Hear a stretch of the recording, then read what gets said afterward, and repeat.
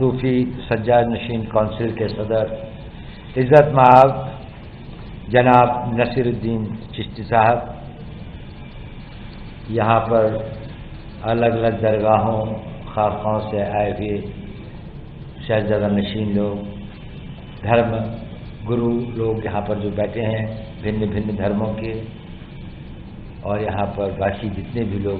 शिरकत कर रहे हैं इस इजलास में, उन सबको मैं अपना सलाम कहता हूँ, मेरा अभिवादन, मेरा बहुत बहुत प्रणाम। मैं बहुत शुक्रगुजार हूँ सूफी काउंसिल का और आप सब लोगों का कि आप लोगों ने मुझे इस आज की मीटिंग के अंदर शिरकत करने का दावतनामा दिया, मुझे यहाँ बोलने का एक वक्त मुयस्सर कराया है। पहले मुझे बताया गया कि आज ये मीटिंग हो रही है और मैंने सोचा कि ये एक बहुत अच्छी शुरुआत है। यहाँ पर हमारे बहुत ही अजीम शख्सियत तशरीफ़ रख रहे हैं यहाँ पे, मौलाना सैयद सलमान नदवी साहब, मौलाना कल्बे जावेद साहब, जिनसे मेरा काफ़ी पुराना और अजीज ताल्लुकात हैं, और आप लोगों में से अक्सर कई लोगों के साथ में मेरा काफ़ी दिनों से, काफ़ी लोगों से निजी परिचय भी है, तो उन सब का भी मैं बहुत शुक्रगुजार हूँ। मौलाना शेख असगर अली साहब, इमाम उमर इलियास साहब, सैयद अब्दुल कादिर कादरी वहीद पाशा साहब, आचार्य लोकेश मुनि जी, परमजीत सिंह जी, मंजीत सिंह जी, महामंडलेश्वर श्री प्रज्ञानंद जी, महामंडलेश्वर श्री प्रज्ञानंद जी, क्षमा कीजिएगा, स्वामी चक्रपाणी जी, फादर डॉक्टर एम.जी. थॉमस साहब, बौद्ध आचार्य यशी फुंसुक जी, श्री पुष्पदंत जी आउट ऑफ लिविंग से, परमजीत सिंह जी, तो मैंने नाम उनका आ चुका था पहले,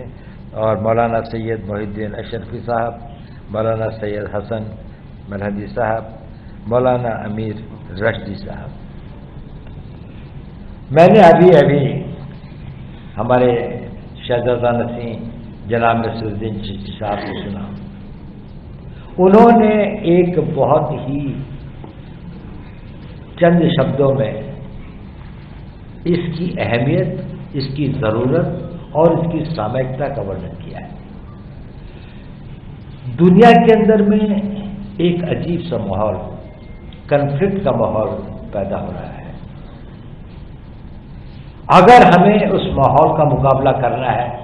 तो सबसे बड़ी ज़रूरत है कि हमें अपने देश के अंदर, अपने घर के अंदर, अपनी चीज़ों के लिए इस चीज़ को कि हम उसे महफूज रखें, हमारी एकता और एकजुटता जो है बरकरार रहे, हम एक सशक्त मुल्क की तरह आगे बढ़ें। पिछले चंद सालों में जिस तरह से और जिस रफ्तार से देश तरक्की कर रहा है, और इस रफ्तार से जो तरक्की है इसका जो लाभ होगा वो हर मजहब का, हर धर्म का, हर हिंदुस्तानी को उससे लाभ होगा, उससे फायदा होगा। लेकिन कई अनासर, कई फोर्सेस इस तरह की भी एक नेगेटिविज्म का एक माहौल बनाने की कोशिश करते हैं, जिससे देश की प्रगति में बाधा पड़ती है, रुकावटें पड़ती हैं। चंद लोग जो धर्म के नाम पर या किसी और विचारधारा के नाम पर हिंसा का, दो लोगों के अंदर वैमनस्यता पैदा करने का, लोगों के अंदर में कन्फ्लिक्ट क्रिएट करने का प्रयत्न करते हैं, उसका प्रभाव पूरे देश पर होता है, देश के अंदर भी होता है और देश के बाहर भी होता है। उसका कारण यह है कि एक बहुत बड़ी जनसंख्या, एक बहुत बड़ी मात्रा में लोग, आप जैसे लोग शायद अपनी आवाज़ को उतना बुलंद नहीं करते जितना होना चाहिए। तो माइनॉरिटी, एक बहुत छोटे चंद अनासर की आवाज़, लगता है कि ये शायद हिंदुस्तान की आवाज़ है, और अगर हमें इसका मुकाबला करना है तो जैसे कि शहजादा नशीन साहब ने बिल्कुल दुरुस्त फरमाया कि हम लोगों को एक मूक स्पेक्टेटर की तरह, एक चुपचाप सहने वाले स्पेक्टेटर की तरह न होकर ज़मीन पर काम करना पड़ेगा, अपनी आवाज़ को बुलंद करना पड़ेगा, अपने आप को संगठित करना पड़ेगा और अपने अंदर अगर कुछ गलतफहमियां हैं तो उनको दूर करना पड़ेगा। अगर कुछ लोगों के बीच में कुछ गलतियां हैं तो उनको सुधारना पड़ेगा। हमें अपने पैगाम को घर घर ले जाना पड़ेगा, हर बच्चे को, हर बुजुर्ग को, हर ख़वातीन को, जो समाज के हर तबके को ये महसूस कराना पड़ेगा कि वो दिल से इस चीज़ को महसूस करे कि हमारा एक मुल्क है, एक मुल्क जिस पे हमें फ़ख्र है, जहाँ पर हर धर्म स्वतंत्रता से अपनी धार्मिक को वो कर सकता है, जहाँ पर विभिन्न धर्म सैकड़ों वर्षों से यहाँ पर उन्होंने वो किया और इस देश की तरक्की, इस देश को आगे बढ़ाने में उन सब का एक बहुत बड़ा किरदार है। देखिए, मेरे एक अजीज दोस्त हैं, उन्होंने मुझे ये वाक़या बताया था कुछ वक्त पहले कि हिंदुस्तान के पॉलिटिकल साइंस में जहाज वर्ड कब शुरू हुआ, कब इस पॉलिटिकल साइंस के अंदर में मुस्लिम्स ने ये वर्ड कब यूज़ किया। तो ऐसा था कि 1915 के लगभग अफगानिस्तान के अंदर में हिंदुस्तान के कुछ उलेमाओं ने, 6 उलेमाओं ने जाकर एक प्रोविजनल सरकार बनाई इस्राइल में और उसकी पूरी गवर्नमेंट बनी। उसका एक प्राइम मिनिस्टर था, होम मिनिस्टर था, डिफेंस मिनिस्टर था और वो सारे उलेमाओं ने मिलकर उसके जो प्रेसिडेंट था वो राजा महेंद्र पाल सिंह को बनाया। यानी जिहाद तो था, जिहाद था बुराई के खिलाफ, अन्याय के खिलाफ, विदेशी उसके खिलाफ, लेकिन जिहाद का मतलब ये नहीं था कि ये किसी धर्म के खिलाफ था। सब धर्म के सभी लोग उन्होंने इस हमारे देश के लिए कुर्बानियां दी हैं, इसके बढ़ाने में ये खूब किया है। तो इस प्रकार का एक तहजीब के हम वारिस हैं। हमें फ़ख्र है अपने उन बुजुर्गों पर जिन्होंने कि हमें एक इस प्रकार की सोच, एक इस प्रकार की हिस्ट्री, एक इस प्रकार का वो दिया है जिसको कुछ लोग गलतफहमियां पैदा करने की कोशिश करते हैं। अब इस माहौल को सही करने की जिम्मेदारी तो हम सब की है, लेकिन हम जब भी किसी काम को करते हैं तो इसके लिए 2 चीज़ों की ज़रूरत होती है। एक तो हमारी नीयत और इरादे की ज़रूरत होती है और एक हमारी काबिलियत की ज़रूरत होती है। आपके पास में वो कैपेसिटी भी होनी चाहिए और वो इंटेंशन भी होना चाहिए। शायद इंटेंशन तो करोड़ों लोगों का है जो आपके मुरीद हैं, आपके फॉलोअर्स हैं, लेकिन कैपेबिलिटी सबकी नहीं है। आप सबसे अधिक सक्षम लोग हैं, आप सबसे अधिक आप लोगों में वो कुव्वत है और ये आज से नहीं,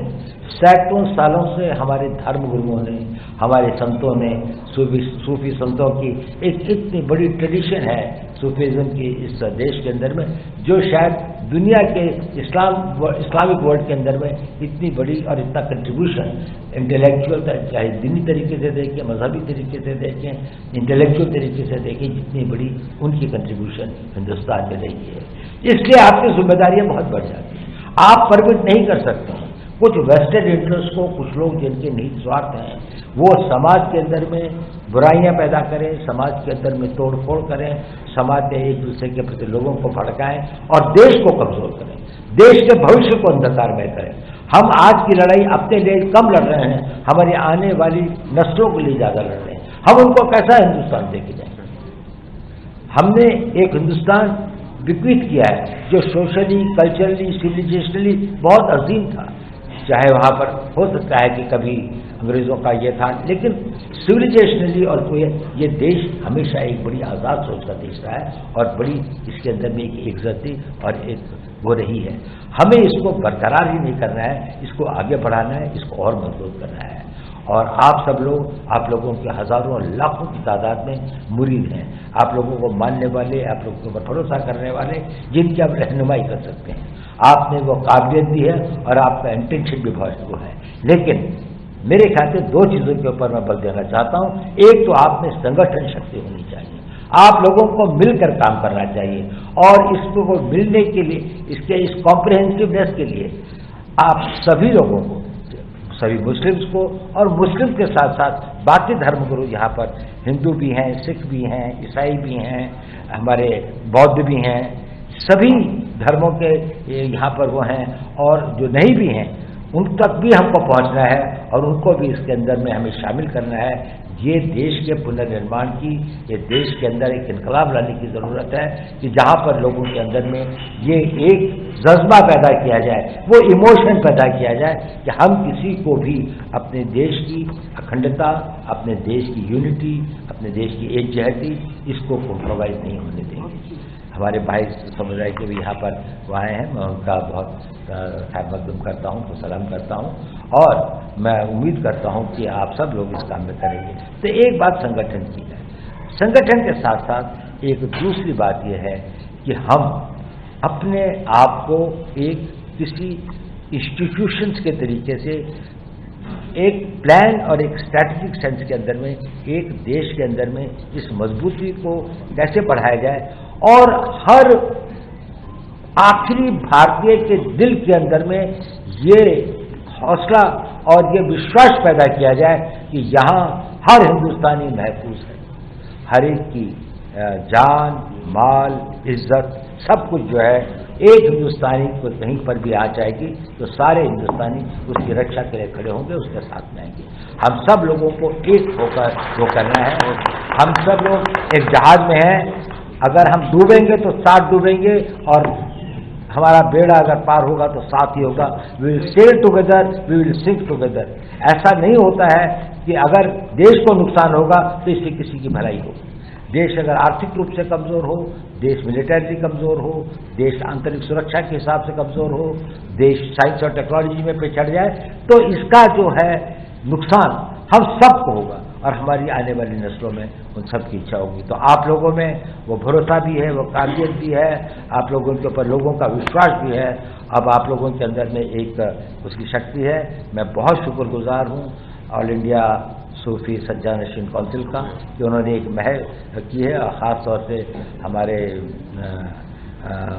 बहुत ही काबिल और बहुत ही युवा और कर्मठ और होनहार सैयद नसीरुद्दीन चिश्ती साहब का, जिन्होंने इसमें पहल की है, और भी जितने लोग यहाँ पर शिरकत करने आए हैं, मैं आप सब लोगों को बहुत बहुत सलाम और आप लोगों का खैर मकदम करता हूँ। और मैं चाहता तो था कि मैं सबको सुनूं, शायद इतना वक्त मेरे पास में आज नहीं है, लेकिन इंशाअल्लाह ये तो इब्तिदा है, इसके बाद भी हमारे पास में कई मौके होंगे और इसको अगर आप लोग संगठित करेंगे तो मुझे आपके साथ जुड़ने में मुझे एक फ़ख्र भी होगा, ये मेरा सौभाग्य होगा कि मैं आप लोगों के साथ मिलकर इस देश के लिए कुछ कर सकूं।